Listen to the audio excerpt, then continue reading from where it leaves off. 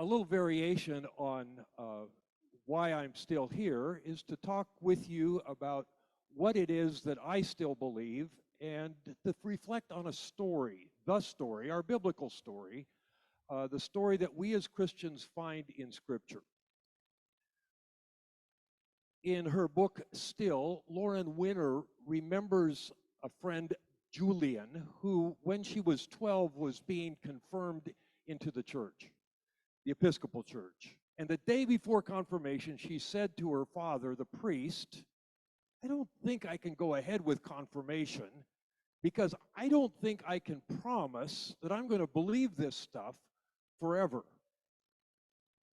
And her wise father replied, well, confessing this at confirmation to the congregation does not mean that you're going to believe this forever. What it means is that you're going to wrestle with this story forever. So this is the story that we still wrestle with. Somebody suggested there's an abbreviated way for us to remember these acts of God.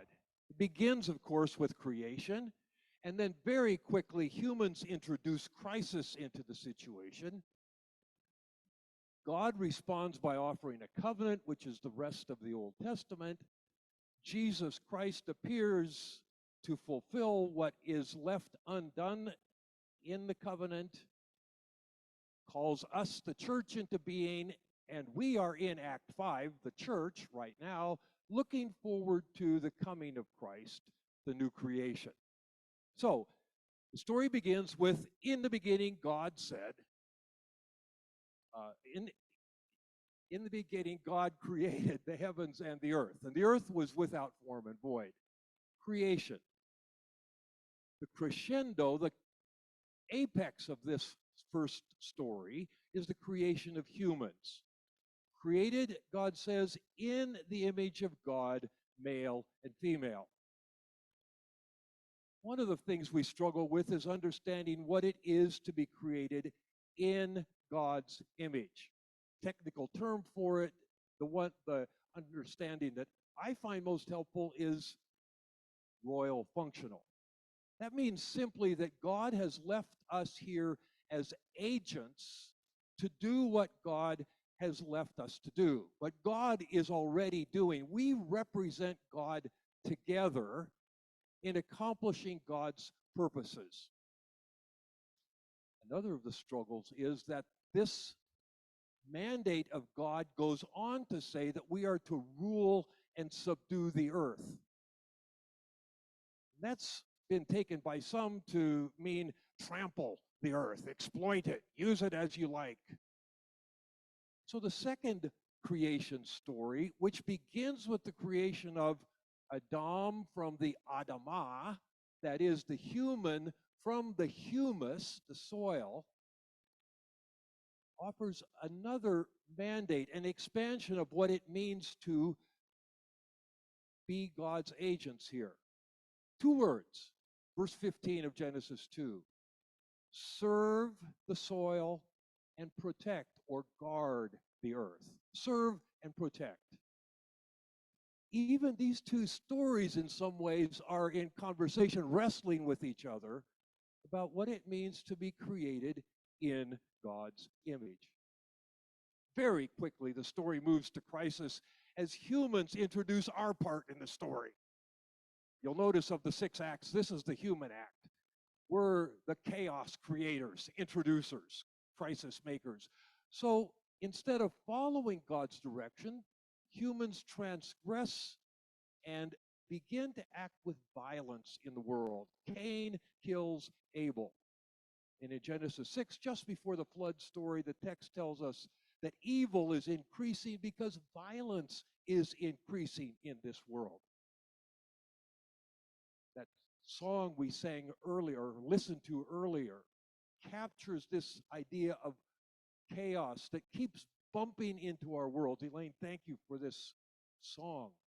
The beautiful people, the song says, are out there following their bliss, living easy, getting kissed, while you wonder, what else you're doing wrong. Try harder, maybe, maybe. This is not your year. Crisis. God has an answer for the crisis. That is that God invites us into relationship with God. Covenant. I will be your God. You will be my people, is this story. The covenant is issued repeatedly, more or less the same core of I will be your God, you'll be my people, to Noah, to Abraham, to Moses. Now, the key to covenant from God's perspective is grace.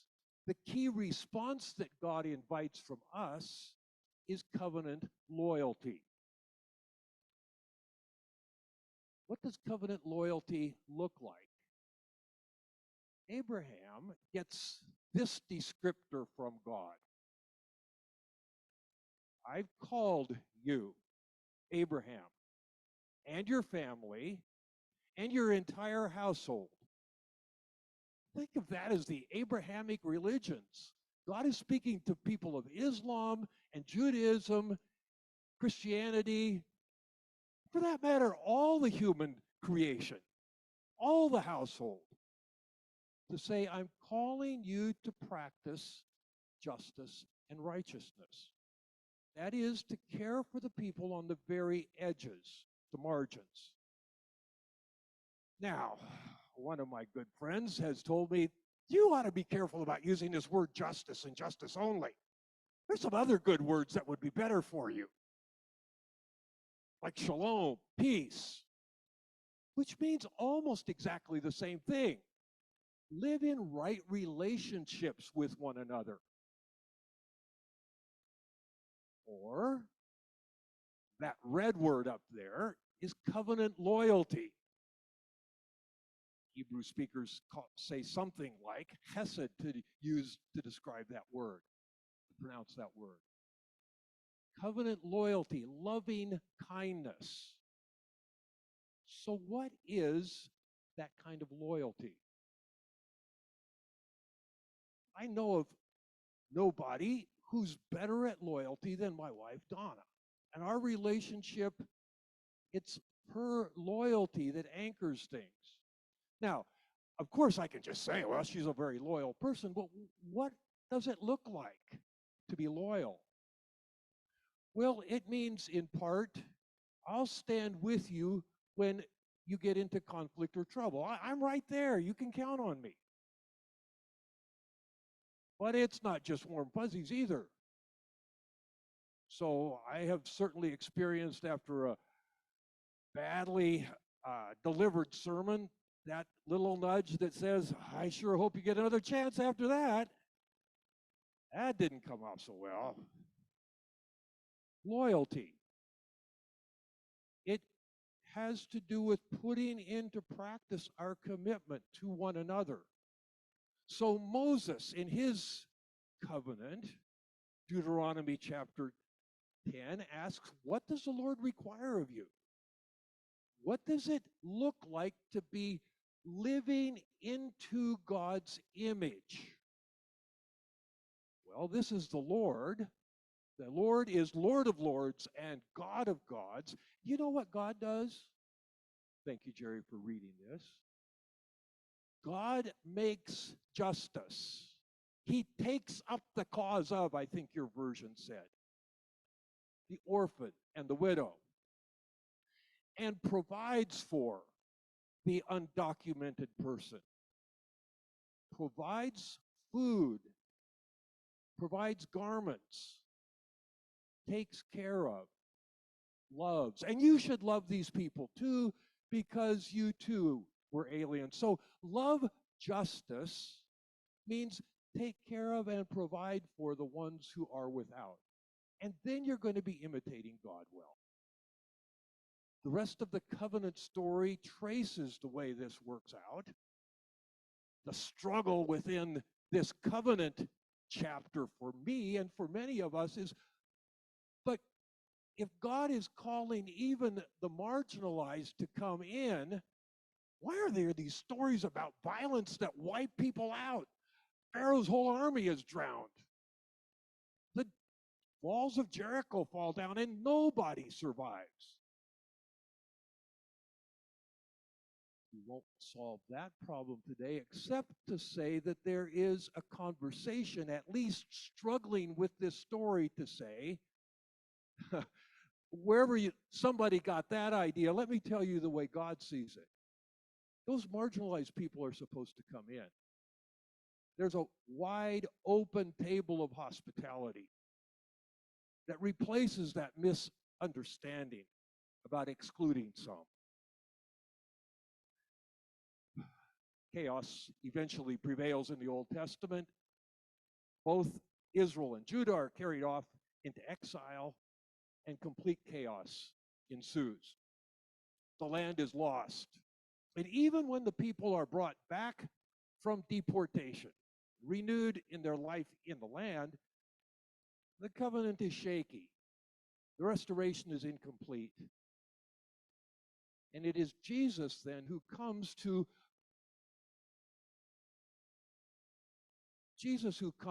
chapter 4, the middle chapter of the story, who comes to live out what Israel is meant to have done, what all of us are meant to have done, the human vocation of caring for the ones on the margins.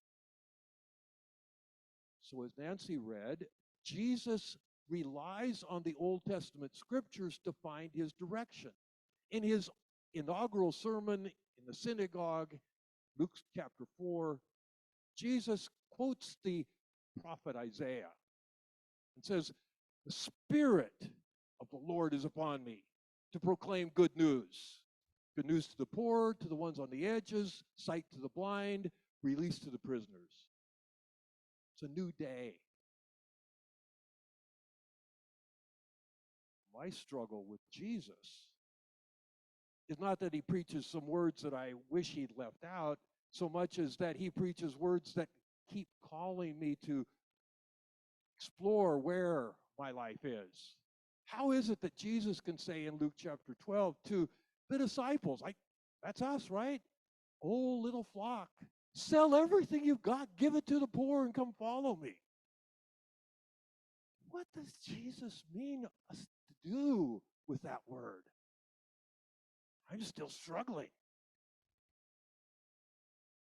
I did see in the current sojourners a new idea, which is people who are non-capitalists, I think is the word. They are giving their lives to make more money so that they can give more away. They think that might be a way of following this word. Sounds as good as anything I've heard.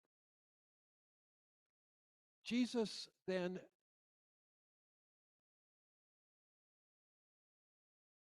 hands off to the church our responsibility. And the church very, very quickly becomes eager in passing on this good news to one another. They start doing the very things that Deuteronomy describes. Isn't it interesting that the first resurrection, almost the only resurrection of a Christian that's recorded in the New Testament, is Dorcas, the sower? Things are so desperate in the church that if you don't have everybody that knows how to sew at the sewing machines, it's not going to work. So Peter brings her back from the dead to make sure that the poor people continue to be clothed. Now, we continue to live within this story. We talk about what we do in this congregation as Anabaptist. I was reminded last week by somebody who's a new attender, keep using that word, but what does Anabaptist really mean? And it's, of course, about choosing to be followers of Jesus, part of the church, rather than being inheriting something like that. But we talk about these three words, that we inquire about how to follow Jesus. We belong with invisible thread to the community which is our center. And our mission is to make peace a transformative word. Maybe a better word to describe us is people who are rooted in Jesus. The word radical has to do with being rooted. At 11 o'clock on that dial, you can see the word belonging. At 5 o'clock, you see the word inquiry. And all the rest of the way around the clock, you see transformation. Do you see transformation all around you? Do you see service and hospitality? I think about David and Linda and Peggy and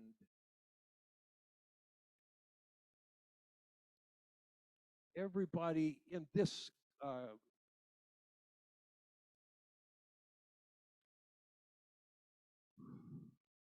boy, I can't think of your name. Oh, good grief. All right. Boy, old age has struck me in a very serious way. Sorry about that. And these are ways in which we are being transformed because people practice hospitality. They reach out, they care, they keep providing. We also see this kind of change when we listen to Kat speak to us in the sermon talk and ask, what does it mean for us to be welcoming to all people, especially people that have been excluded from the church previously? So, in the days to come, we're going to be looking for ways in which the new creation is at work among us. A few weeks, on the second week of September, I think, we're going to be welcoming 9 new people to this congregation. And in the month of September and in the month of October, we're going to be thinking about how we can use our gifts, financial, time, energy, all of that for service. This morning, we commit ourselves to this story by responding with a statement, true evangelical faith. It helps us to think about these 6 elements of the creation to new creation story.